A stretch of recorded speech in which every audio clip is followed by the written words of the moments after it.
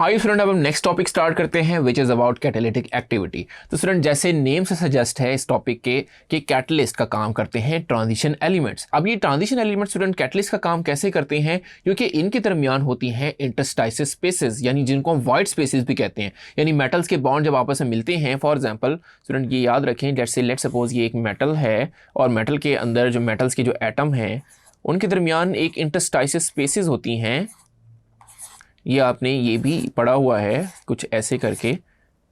तो इसमें आप देख रहे हैं ये वॉइड्स स्पेसेस हैं, ये वॉइड्स है, यहाँ पर ये वॉइड्स है, ये वॉइड्स हैं।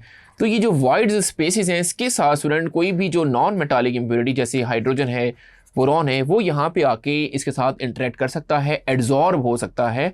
तो हम जानते हैं कि कैटलिस्ट क्या प्रोवाइड करता है।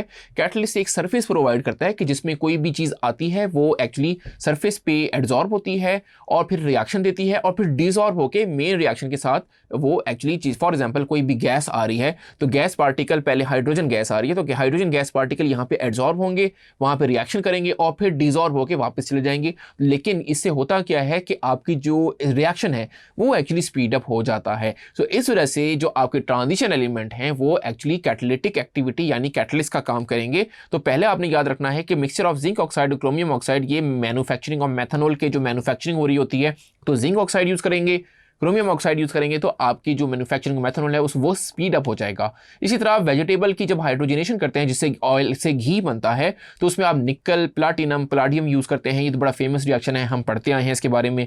फिर जो मैग्नीज डाइऑक्साइड है वो जब हाइड्रोजन परऑक्साइड की डीकम्पोजिशन होती है तो वहां पर ये एज ए कैटलिस्ट का काम करता है। उसके बाद स्टूडेंट टाइटेनियम टेट्राक्लोराइड, वो भी एज ए कैटलिस्ट का काम करता है जब हम प्लास्टिक की मैन्युफैक्चरिंग कर रहे होते हैं। फिर वेनेडियम पेंटाऑक्साइड, ये भी आप जानते हैं कि सल्फर डाइऑक्साइड से जब सल्फर ट्राइऑक्साइड बनाते हैं तो सल्फ्यूरिक एसिड की जब मैन्युफैक्चरिंग होती है तो उसमें V2O5 एज ए कैटलिस्ट काम करता है। सो होपफुली स्टूडेंट आपको ये सारे points about catalytic activity of transition elements अच्छे से समझ आ गए होंगे। आइए स्टूडेंट स्टार्ट करते हैं next topic which is about magnetic behaviour. तो आपने याद रखना है कि जो ट्रांजिशन एलिमेंट्स हैं वो तीन तरीके के बिहेवियर एक्चुअली देते हैं, paramagnetic behaviour, diamagnetic behaviour and ferromagnetic behaviour. इन्हीं को हम मैग्नेटिक बिहेवियर कहते हैं। तो स्टूडेंट सबसे पहले हम पैरामैग्नेटिक बिहेवियर को देखते हैं कि आपने फर्स्ट ईयर में पढ़ा हुआ है कि जो ऑक्सीजन का मॉलिक्यूल, जब हम मॉलिक्यूलर ऑर्बिटल थ्योरी को एक्सप्लेन कर रहे थे तो वहां पे आपने देखा कि ऑक्सीजन का जो मॉलिक्यूल है उसमें अनपेयर्ड इलेक्ट्रॉन होते हैं, एटलीस्ट 2 अनपेयर्ड इलेक्ट्रॉन होते हैं।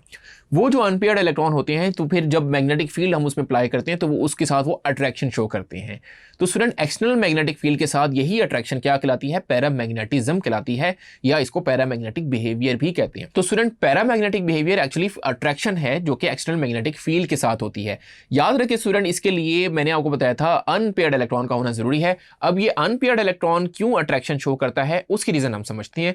अनपेयर्ड इलेक्ट्रॉन, क्योंकि स्टूडेंट इलेक्ट्रॉन जब स्पिन हो रहा होता है तो एक इलेक्ट्रॉन स्पिन होता है क्लॉकवाइज और एक स्पिन होता है एंटी क्लॉकवाइज। तो इसको जरा इस तरीके से देखते हैं। लेट्स सपोज स्टूडेंट ये आपके पास सबसे पहले हम पेयर्ड इलेक्ट्रॉन को देख लेते हैं कि पेयर्ड इलेक्ट्रॉन में क्या होता है।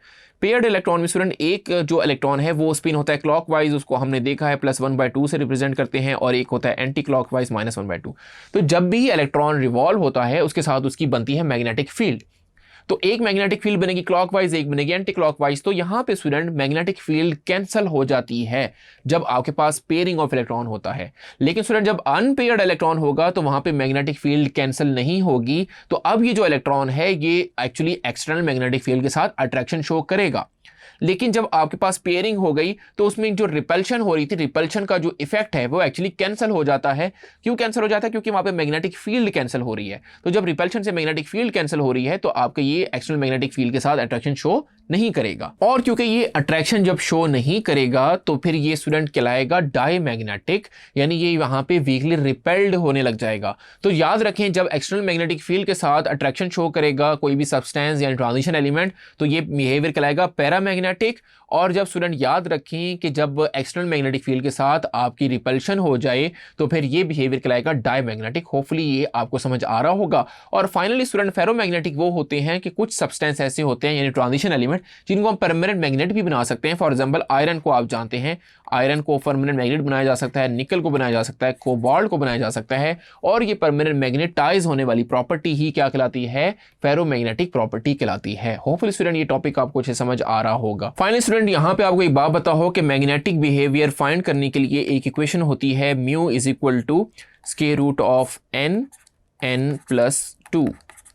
यहाँ पे स्टूडेंट ये जो म्यू है ये एक्चुअली मैग्नेटिक मोमेंट होती है यहाँ पे, और ये जो n है ये एक्चुअली क्या है, अनपेयर्ड इलेक्ट्रॉन है, अनपेयर्ड इलेक्ट्रॉन। तो अनपेयर्ड इलेक्ट्रॉन को आप यहाँ पुट करें, उसका स्क्वायर रूट लें n+2 करके, यह इस वैल्यू से आप वैल्यूज निकाल लें तो वो आपको मैग्नेटिक मोमेंट बता देती है, जिसकी वजह से आप ट्रांजिशन एलिमेंट की प्रॉपर्टीज को समझ सकते हैं। याद रखिए स्टूडेंट, ये जो आपका मैग्नेटिक मोमेंट है इसको मेजर करते हैं बोहर मैग्नेट्रॉन के अंदर, बोहर मैग्नेट्रॉन के अंदर इसको मेजर किया जाता है। ये चीजें आपको समझना जरूरी है, जिसकी वजह से ट्रांजिशन एलिमेंट की प्रॉपर्टीज को हम अंडरस्टैंड कर लेते हैं। होपफुली स्टूडेंट आपको मैग्नेटिक बिहेवियर का सारा टॉपिक अच्छे से समझ आ गया होगा। Thank you.